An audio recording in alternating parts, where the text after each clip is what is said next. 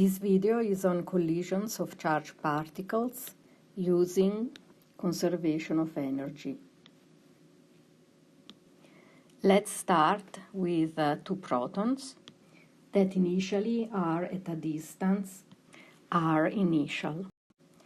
If we let go of the two protons, because the two protons are repelling each other under the effect of the electric force, they will gain velocity. Now let's say we want to determine the velocity of the two protons when their distance has increased to r final. Now, because the electric force is the only force acting on the two protons, and because the electric force is a conservative force, we know that the energy of the two protons at a particular distance between each other is given by the electric potential energy. Brief review: the electric potential energy of two charges Q1 and Q2 held at a distance r is equal to the Coulomb constant times the charge of the first charge and the charge of the second charge divided by the distance between the two charges. It's very important that you include the sign of the two charges. For example, let's say that Q1 is a positive charge and Q2 is a negative charge. The two signs have to be included as Coulomb constant plus Q1 and minus Q2 divided by R, which gives a negative number. So the negative sign in this case is a very important element of the electric potential energy of the two charges. Now let's look at the two protons at the initial distance r initial. And since we let the two protons go, let's assume that at the initial distance the velocity of the two protons is 0. Because the two protons have velocity 0, their kinetic energy is 0.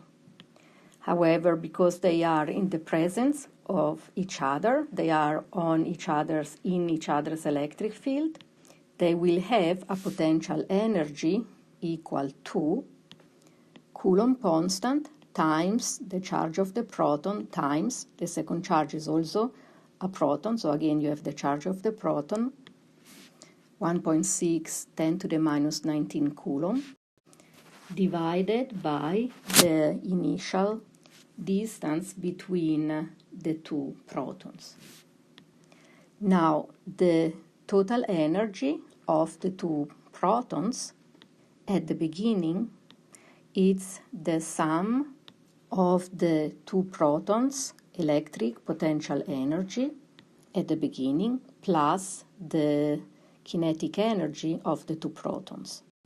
Let's summarize a little bit. So we start with the two protons at a distance re from each other and with velocity 0.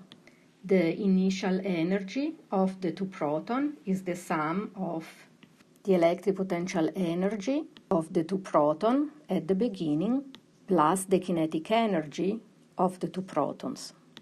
The initial electric potential energy we found is Coulomb constant times the charges of the two electrons, and the two kinetic energy for both electrons are 0 because the initial velocity is 0.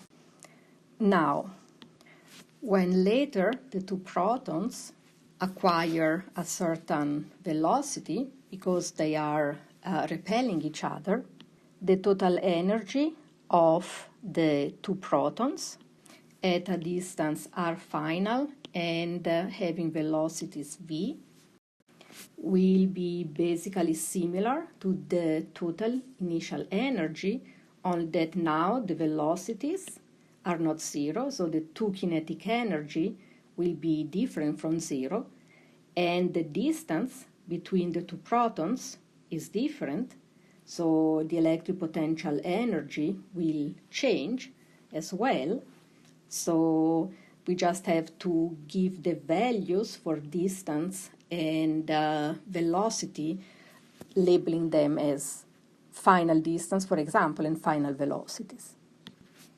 So let's have the index be final. So the final total energy of the two protons will be final potential energy of the two protons plus their kinetic energy.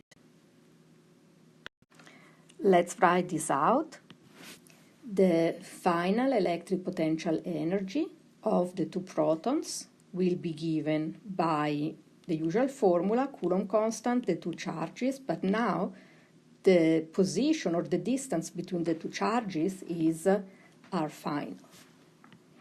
Both protons will have a kinetic energy different from zero because they both have acquired velocity v final.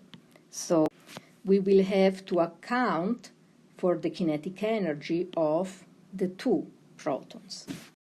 Now, the electric force is the only force acting on the two protons, and because the electric force is a conservative force, the work done by the two protons onto each other is taken into account in the change of electric potential energy between the initial position and the final position.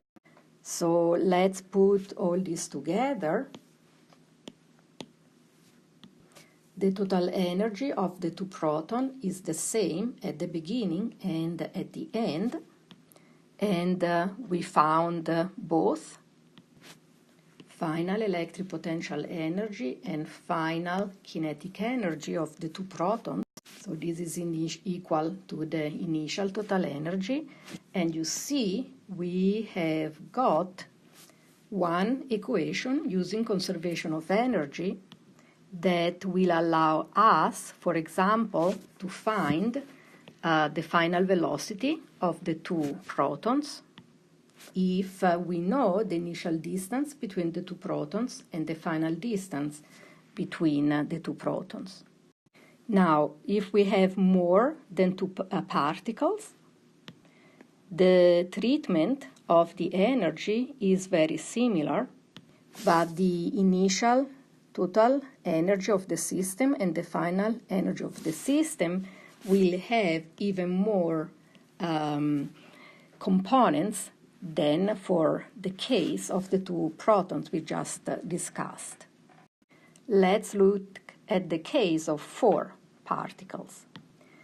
Let's say that the four particles are placed on the corner of a square, and they have a distance d from each other, and we label them Q1, Q2, Q3, and Q4. Now, let's say that all four particles have the same charge. I label them Q1, Q2, Q3, Q4, only because this way we can do all our calculations keeping track of each charge, but let's say the charge is the same, and let's say that the four particles are at rest initially, so all the velocity are zero, and also let's assume that each charge has a mass to the other charges, and let's not forget the index I for initial velocity.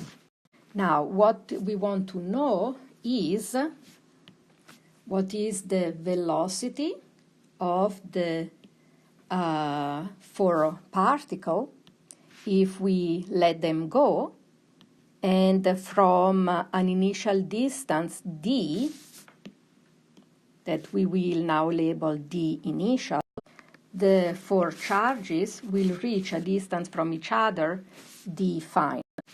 So the four charges start from this initial position, a distance d initial from each other, and as they move away along the direction of the diagonal of this square, okay, and this is possible because we chose all four charges as having the same magnitude, and I should say also sign, and the same mass, okay. Then as the charge move away, they move away symmetrically in these four directions. Now, as they reach distance d final, the velocity will be directed away along the diagonal, and they all will have a magnitude that I'll call v final. So the magnitude of the four velocity will all be v final.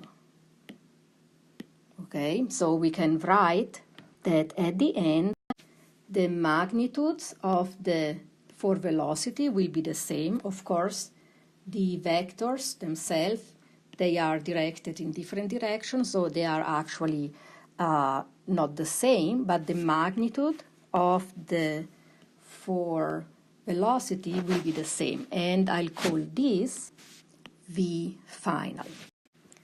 Now, because like in our previous example with the two protons, the only force that the charges exert onto each other is the electric force, then applying energy conservation means that we have to find the initial total energy of the four particles, and this has to be equal to the final total energy of the four particles now at a distance d final. Energy conservation will allow us to write down one equation that we can solve for whatever we don't know. Like in this case, we were discussing finding the final velocity if we know the initial distance and the final distance between the particles. Now, at the beginning, the four charges are at the corner of a square of side d initial.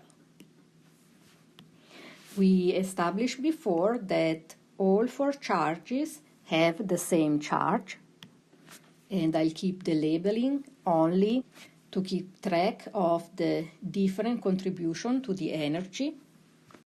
The initial velocity are all zero, and again, the particles have the same mass. So the total initial energy is the total initial electric potential energy plus the total initial kinetic energy.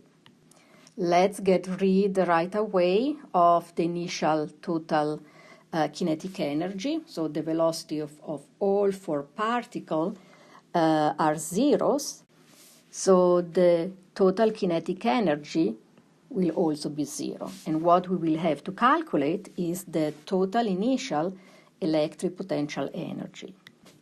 Now, how do we calculate the initial potential energy of the system? What we need to calculate is basically the electric potential energy of these four charges in this particular configuration. So we will have to start calculating, for example, the electric potential energy of charge Q1 in the presence of charge Q3, then the electric potential energy of charge Q1 in the presence of charge Q4, and then the electric potential energy of charge Q1 in the presence of charge Q2. So here we have the three electric potential energies. After that, we have to calculate, so now we don't have yet the electric potential energy of charge Q2 in the presence of charge Q3, and the electric potential energy of charge Q2 in the presence of charge Q4. And the last contribution is the electric potential energy of charge Q3 in the presence of charge Q4. Now let's calculate a couple of these terms.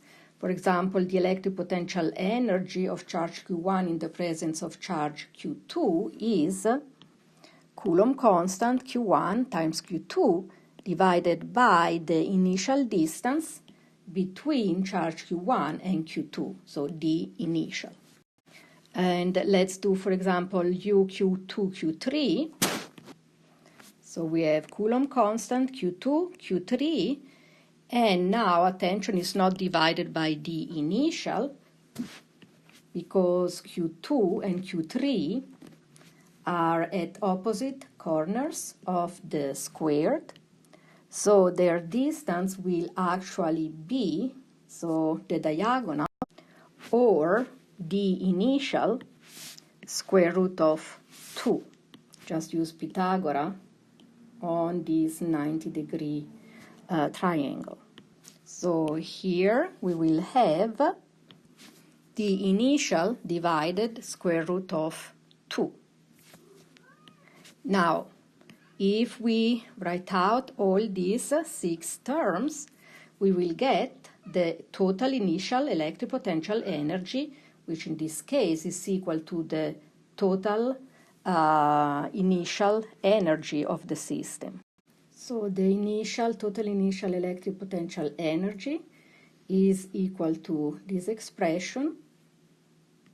And because the initial kinetic energy of the system is 0, the initial electric potential energy is equal to the total energy of the 4 particles at the beginning.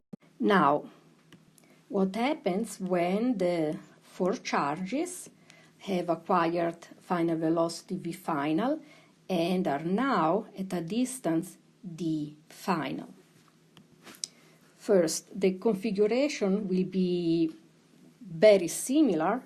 The only thing is that the 4 charges will be at a distance d final, or, for example, Q3 and Q2, or Q1 and Q4 at a distance square root times d final, and the particle will have reached velocity v final.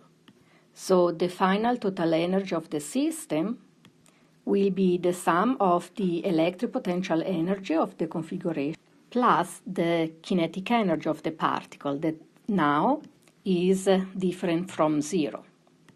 Now, because the geometry of the 4 charges is basically the same as at the beginning, the only difference is the distance, then the initial total potential electric potential energy of the configuration will be written in exactly the same way, but the only difference will be that the distance di will now be d final.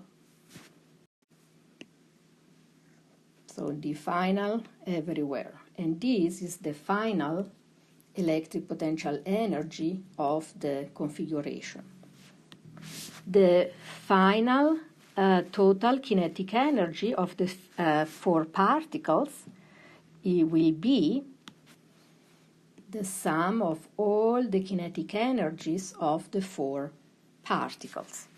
Now, if we take the final energy of the system that we just found, and we require that this is equal to the total initial energy of the system, we can put everything together in one equation.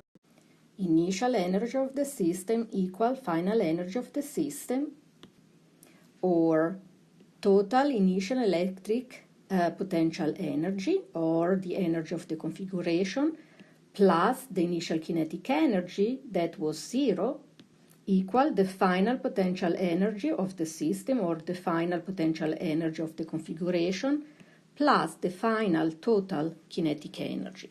So this gives initial potential energy of the system equal final potential energy of the system plus the final kinetic energy of the system.